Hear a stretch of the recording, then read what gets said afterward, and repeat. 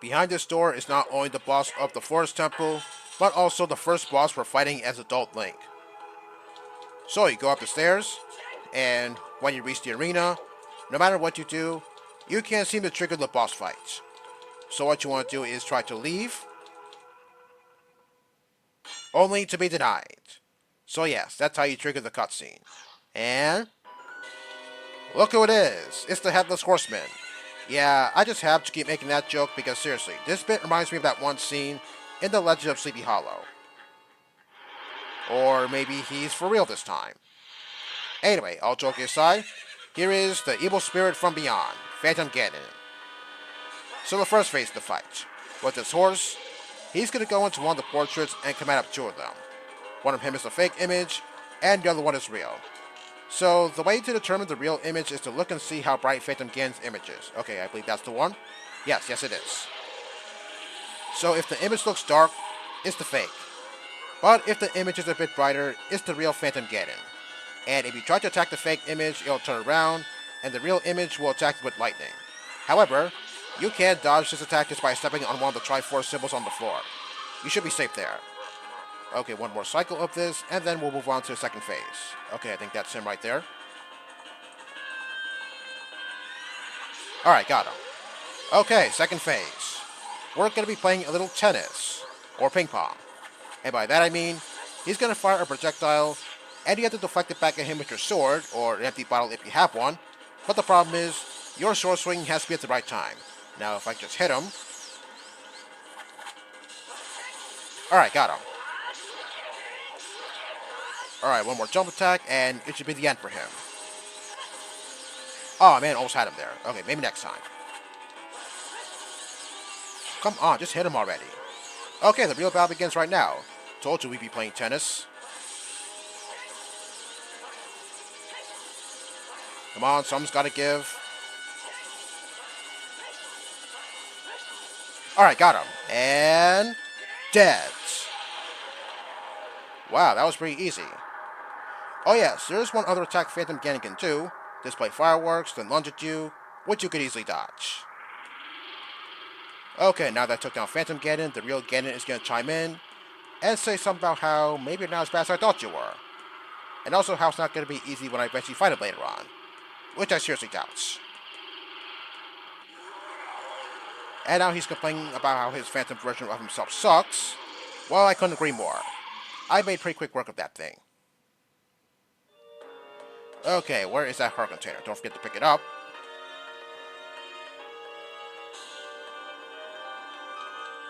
Alright, here it is. We now have 14 hearts. That's good. So at this point, we're going to be subjected to quite a few cutscenes, starting with the Chamber of the Sages, where we're going to reunite with Saria. Well, after all these years, you would think that she would tell Link that she has the hots for him, and they'll probably make out or something. But one problem, which you'll see in just a second. Wow, it's been a while since I was last here.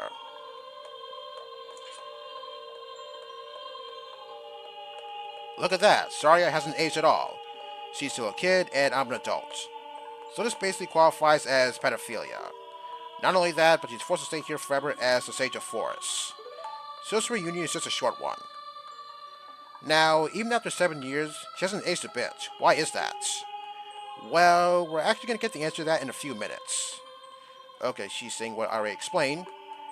As much as she wants to have a happily ever after with Link, it's not going to happen since she has to fulfill her duty as the Sage of Forest. And when you think about it, it's probably against her will, because she probably had no say in it. It's like saying, you're a sage now, no questions. Okay, now she's going to give me the Forest Medallion as proof that we conquered the Forest Temple. So these medallions are basically symbols or trophies saying that you've conquered a dungeon. Otherwise, they don't do anything at all. Alright, 2 down, 4 more to go.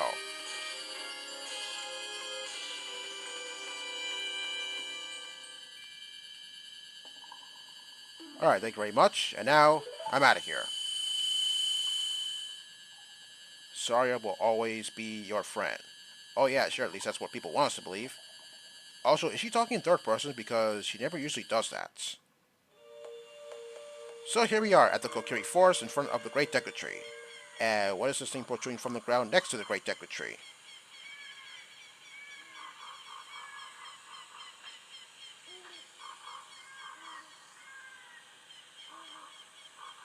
Surprise! Yeah, that would scare the hell out of me if I saw something like that in real life. Anyway, say hello to the Deku Tree Sprouts. Because you and Saria broke the curse on the Forest Temple, I could grow and flourish. What do you mean Saria? She didn't do anything. Anyway, he's here to tell me some pretty interesting information. Like how, why Link is all grown up, but the other Kokiri kids are still the same even after 7 years. And why is that? Well, he's going to tell me in a few seconds. Yes, why is that? Yep, that's right. Link is a Hylian, not a Kokiri. So in a sense, I guess Mito was right when he said that I wasn't one of them. Which kind of pains me to say that because he's an asshole. Okay, now we're going to get a bit of a backstory about Link's origins, or as I call it, A Link to the Past. Yeah, I just had to say that. Kind of strange that we're getting a backstory about someone that never speaks. Okay, got a fierce war here, or civil war to be more specific. I don't think it was ever revealed what started this war. Hylian mother and her baby boy. It's a shame we don't get to see Link's mom or Link as a baby.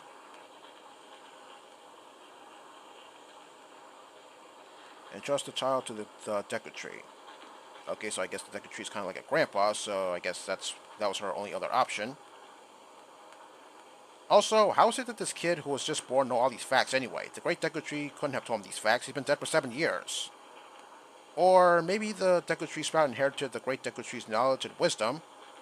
But then again, that probably wouldn't make a whole lot of sense either. If anything, the Great Deku Tree is probably the only one in the whole forest who knew about Link's origins, and the Deku Tree Sprouts managed to obtain this information through unknown means. Probably to show Link that he's not a Kokiri. So yeah, somehow he knows that Link is a Hylian. I guess the Great Deku Tree knew as well, and no one else knew. So yeah, Link was destined to leave the forest someday. Yes, I know how to do that.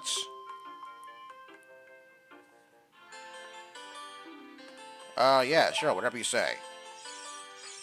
Okay, now that I complete the Forest Temple, the creatures that were previously here are now gone. No more Dekubabas, Giant Dekubabas, Skulltulas, Octoroks, or Mad Scrubs. Now, I want to show you something real quick before I move on. It's not mandatory or anything, but it's an interesting line of text that I want to show you. It's over at the Lost Woods. Oh yes, if you talk to any of the Kokiri kids, you're not going to know who Link is.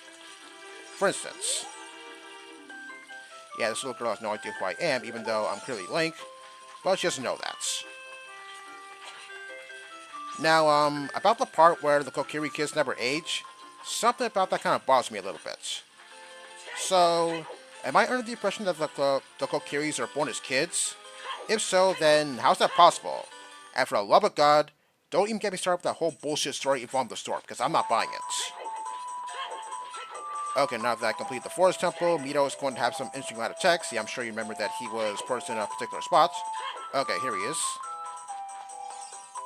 Come on, talk to him already. Thank you. Sorry I won't ever come back. Yeah, sorry, buddy. But I made a promise to Saria. Yeah, well, don't make promises you can't keep. If Link came back, I would be sure to tell him that Saria had been waiting for him. Oh, well, I think he knows already. Because Saria really liked... Yes, go on. Aw, man. Well, I think you all know what he was going to say. If you see him somewhere, please let him know. And also, I'm sorry for being mean to him. Don't worry, I think he knows. Okay, I'm done here, so I'll see you all in Kakariko. This building. 7 years ago, it was under construction. But now, it has become the new shooting gallery, since the old one is gone thanks to Ganondorf. Now, the last time I played this minigame, the rupees appeared in a certain order. But this time around, the rupees will appear in a random order. So you really have to pay attention since you don't know which rupee is going to show up. Okay, I got all the red rupees, because yes, those are the ones that usually give me the most trouble. So the rest of this minigame should be easy. Okay, that's all 10 rupees. And for my troubles, I'm going to get... the Big Quiver, which lets me hold up to 40 arrows. Now as for the next quiver upgrade, oh boy, that one is going to be a bitch to get. But I won't have to worry about that one for quite some time. Oh yes, I don't know if too many people know this, but you can actually play that minigame before getting the bow. The guy there will lend you one, and if you hit all the rupees, you get a purple rupee. Just thought I'd let you know that. Now let me ask you something. Are you ready to go on a ghost hunt? Because I probably am. But this little expedition requires me to have empty bottles, so I'm gonna have to release my fairies. If you'll just give me a few seconds. So there are 10 big Poes throughout Hyrule Field, and your job is to hunt them all down and catch them in your bottles. Yeah, sure, I'll be without fairies for a while, but that's okay because I have 14 hearts. I should be fine. Okay, let's get started. So this first Poe I'm going after is kind of tricky to get, but I do have a strategy for catching this one, which you'll see as soon as I get to the overpass.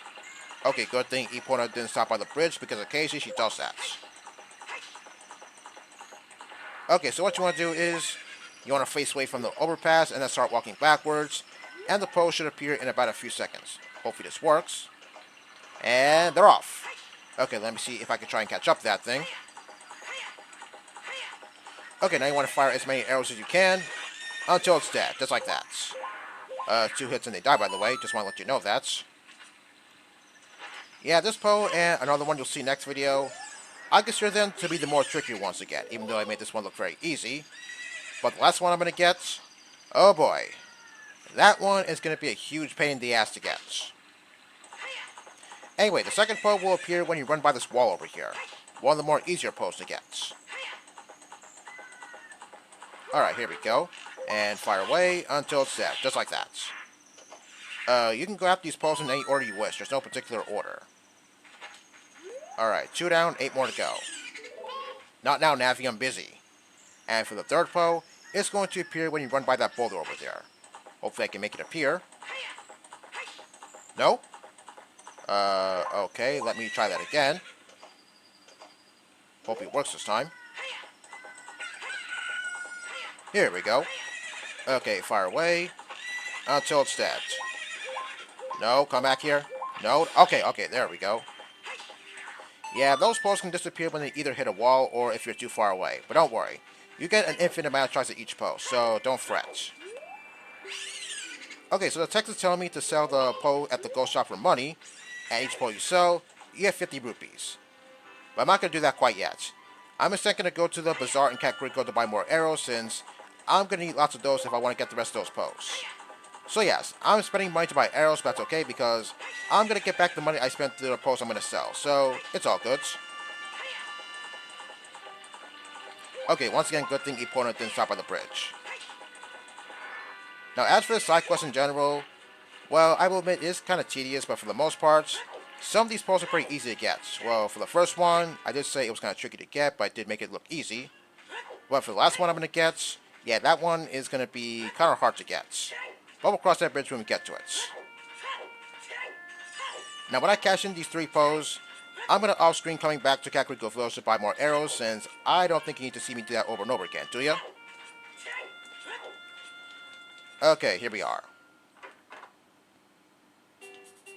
Okay, so you could buy 10 pieces, 50 pieces, or 30 pieces. I'm going to buy 30 since I don't think I need to go overboard and buy 50. I'm also going to buy some more Deku Nuts since I'm not full yet. There we go. Wow, this guy has the face that only a mother can love. Okay, now it's off to the ghost shop, and you're probably wondering where that is. Well, remember that building back as young Link that had all those pots? And there was a guard there as well? I think that building was supposed to be called the guardhouse. Anyway, that's where the ghost shop is. It's the same building. Although, looking at the amount of time I have, I don't think I have time to go in there and cash in my Poes, so that's probably going to have to wait until next video. Oh yeah, I think the guy that's in the ghost shop, I think there's a small theory going around about him, but once again, I don't think I have time to talk about that, so I'm going to have to hold that off until next video. Okay, so I'm just going to park Epona right here, and call it an episode. So next time, we're going to cash in our Poes, and continue with our little ghost hunting expedition. See you next time.